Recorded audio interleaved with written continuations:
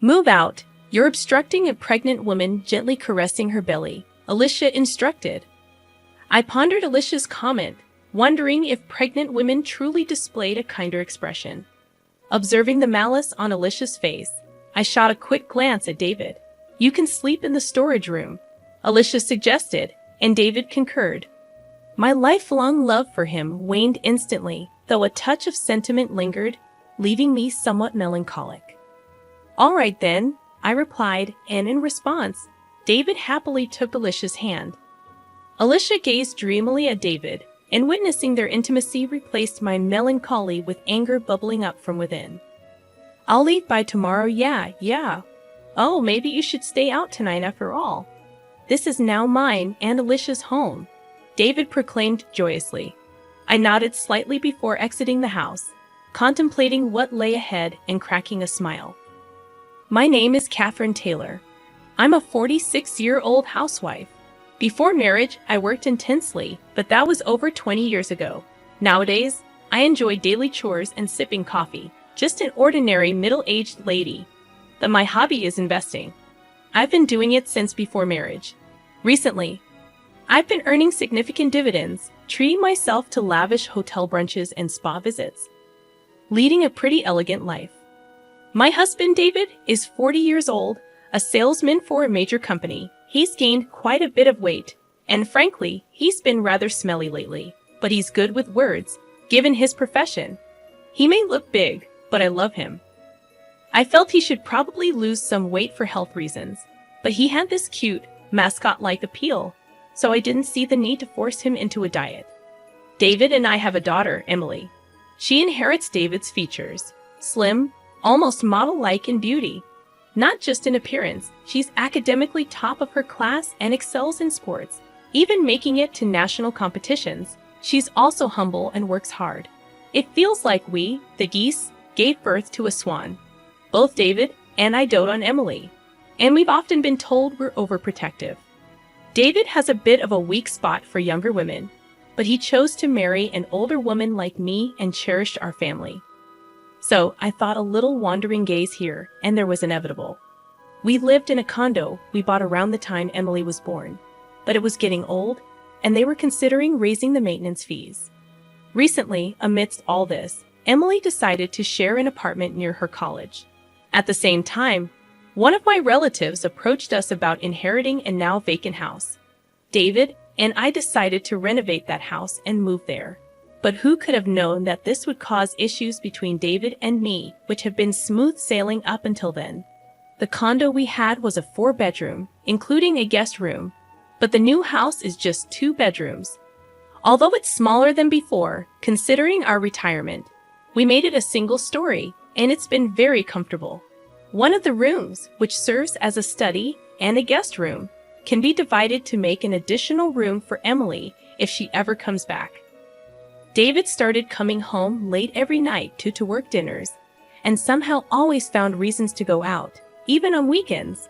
Sleeping next to David, who would come home reeking of alcohol and cigarettes, was unbearable for me, even if we had separate beds. Because of that, even though we originally shared a bedroom, I've been sleeping in the study ever since we moved. When it came time to send out moving announcements, I mailed letters to various places. David isn't good with that sort of thing.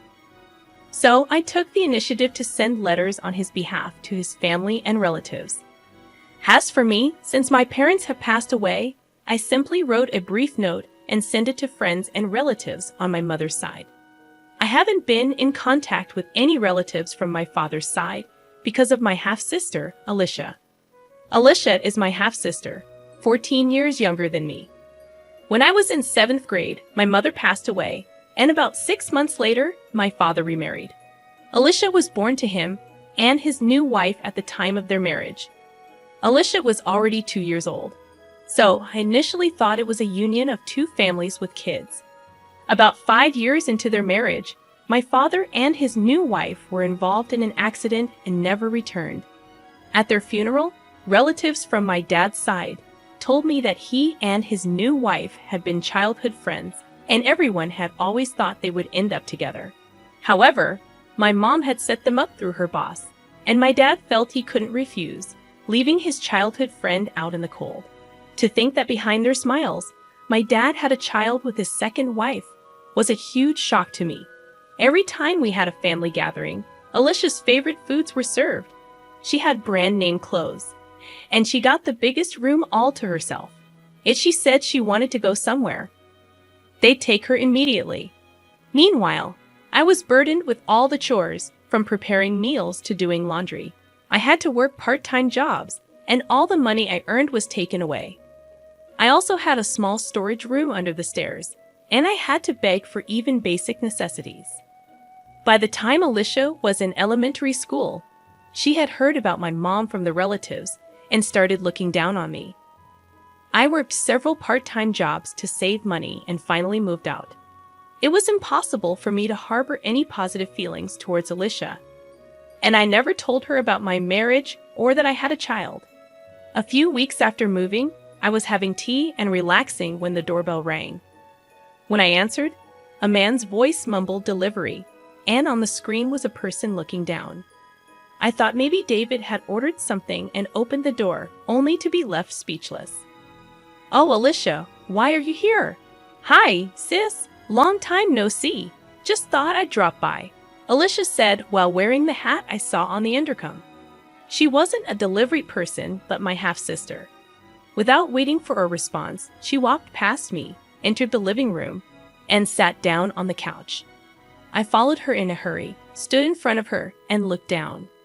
"I figured you wouldn't open the door if you knew it was me, so I used a recorded voice. That's just low. Geez, you're scary." I raised my voice at Alicia, and she feigned fear in an exaggerated way. However, it was clear she was just putting on a show, and the proof was that Alicia had a smirk on her face. "I came for a visit," Alicia said, speaking nonsense, getting a cold response from me. Yet she grinned and started explaining the reason for her unexpected visit. "But sis, you never even told me where you live. I got married, but my husband is always on business trips, and it's getting boring. Plus, once my belly starts getting bigger, moving around becomes a hassle, right? Everyone told me to come stay with you. Just go home. I don't even want anything to do with you." "Well, too bad. I already came here planning to stay with you." Listening to Alicia's audacious words only irked me further.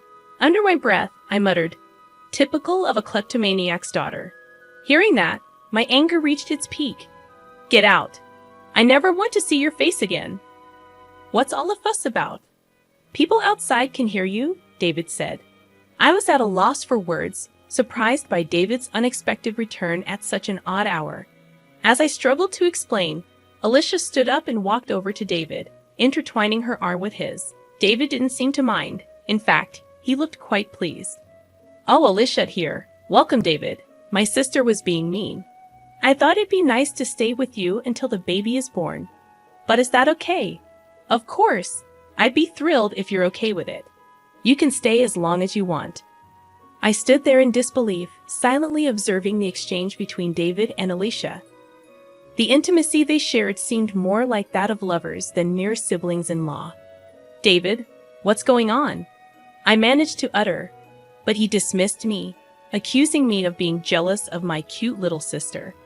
His words left me speechless, considering I had confided in him about my family situation before our marriage. "We have a spare bed in the guest room. You can stay there," David offered casually. Alicia seized the opportunity, expressing her desire to sleep in the same room with him. Their mushy conversation gave me a headache, and as they went to the bedroom arm in arm, I couldn't shake a bad feeling. Peeking into the room after several minutes, I discovered them embracing each other, living out what felt like a dream for Alicia. "The baby is thrilled too, living with Daddy," Alicia exclaimed, dropping the bombshell that David was the father. As they kissed, I watched through the crack in the door, tears streaming down my face. From that day on, they treated me like a housemaid. I complied, but silently began gathering evidence against them, contemplating divorce. One day, Alicia arrogantly demanded I leave the room, claiming she, a pregnant woman, needed space. The spiteful look on her face contradicted the gentleness usually associated with expectant mothers. Looking at David for support, he sided with Alicia, causing any lingering feelings I had for him to vanish. Still, a touch of sadness remained as David happily took Alicia's hand, sealing my decision to leave. "I'll leave tomorrow," I declared, prompting an elated David to suggest I find somewhere else to stay that night. "This is now my and Alicia's home." I subtly nodded, leaving them to enjoy their laughter while they could. Stepping outside, a grin formed on my face as I contemplated what lay ahead. That night, I checked into a hotel, making plans for the next phase. The following day, I scheduled a moving company and headed to City Hall to start anew. Excitement and thoughts of newfound freedom kept me awake, but my spirit remained high. To my surprise, upon returning home, I found the moving company already confused, as the house appeared empty. A small box with a note greeted me, containing some of my cherished belongings carelessly thrown in.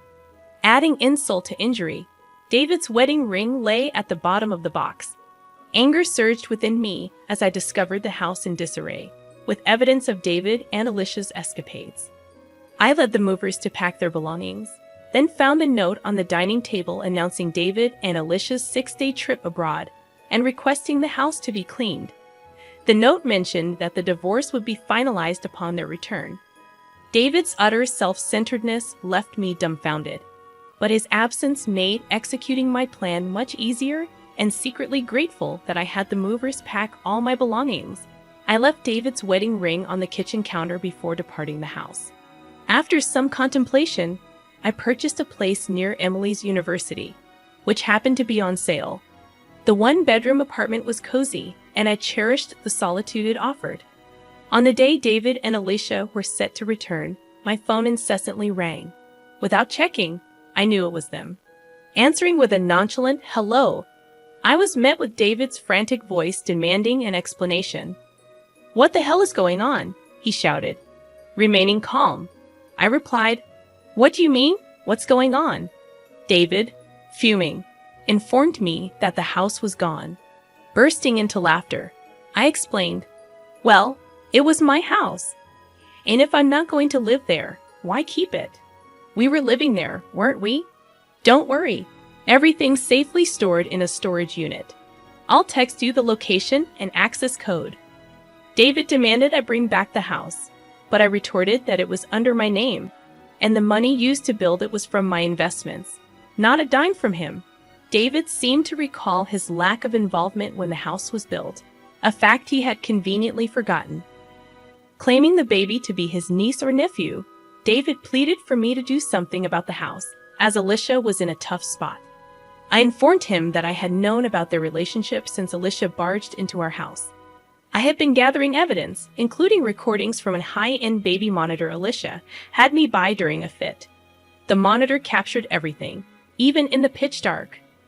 Upon revealing this, David was at a loss for words. Cheerfully, I mentioned that the mailbox might have something for him.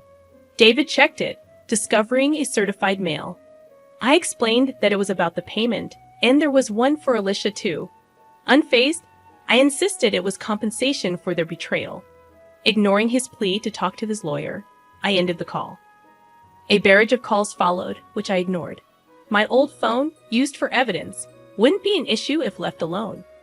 After an hour of incessant calling, David seemed to give up. The attorney reached out, sounding weary.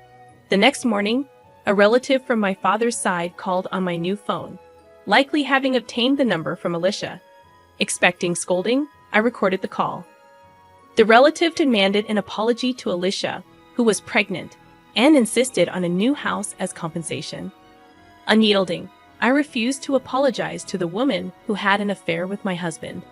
I asserted that Alicia should apologize and pay compensation.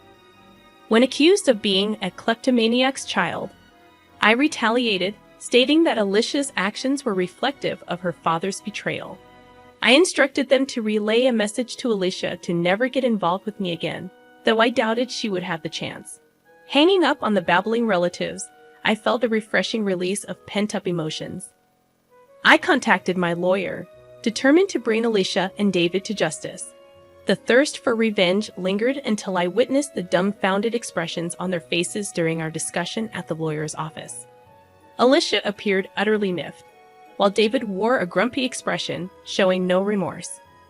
Surprisingly astounded, rather than angry at their self-centered comments, I laid out divorce papers in front of them, accompanied by another set, the marriage license, offering a reduction in compensation if they signed the latter. David snatched the pen from me and signed without hesitation. Alicia, smirking, followed suit. Placing the signed documents in a folder, I gave them a big smile. "I'll submit these to the county office," I announced. Alicia, with a dumbfounded expression, tried to argue, but I revealed that the divorce was already finalized in mediation the day before. Her lack of awareness stemmed from disregarding multiple summonses. As Alicia and David processed this information, I dropped another bombshell: the possibility of David denying the father-child relationship with the unborn child. Alicia stared in shock, and David, realizing the potential consequences, looked pale. Between compensation and child support for another man's baby, I wished them luck. However, David attempted to reconcile, citing Emily's presence. Just as he changed his tune, the lawyer's office door swung open, revealing Emily. Her harsh words stunned David, frozen in shock, while Alicia, insulted, shook with rage. Emily cut ties with David, expressing her intention to live with me, referring to Alicia as that loose woman. Unable to respond, Alicia faced Emily's verbal onslaught. I delivered the final blow, revealing David's financial limitations and asserting ownership of the house and car. Alicia's plan to extract money seemed to unravel, leaving her pale and stunned. As I left with my lawyer and Emily, I left them to their newfound reality. That evening, having dinner with Emily for the first time in a while was delightful. I filed for divorce, and around the time Alicia's waiting period for remarriage had passed, David and Alicia submitted their marriage license. The witness section bore my signature, along with Alicia's ex-husband, who had shared crucial information. News circulated that David, involved in an affair with Alicia at work, got fired for misusing travel expenses for secret getaways. He now struggles with part-time jobs. Alicia, taking care of the child, faces financial difficulties after being dumped by her boyfriend. Her attempt to sabotage my family had backfired. Meanwhile, Emily enjoys college life, and I've been leading a relaxed life with my stock dividends. Surprisingly, I've developed a closer bond with Alicia's ex-husband, who affectionately calls me Catherine. Recently, he reached out for an important talk, making me feel a bit restless as I sit in front of my vanity, my face flushed like a smitten young woman.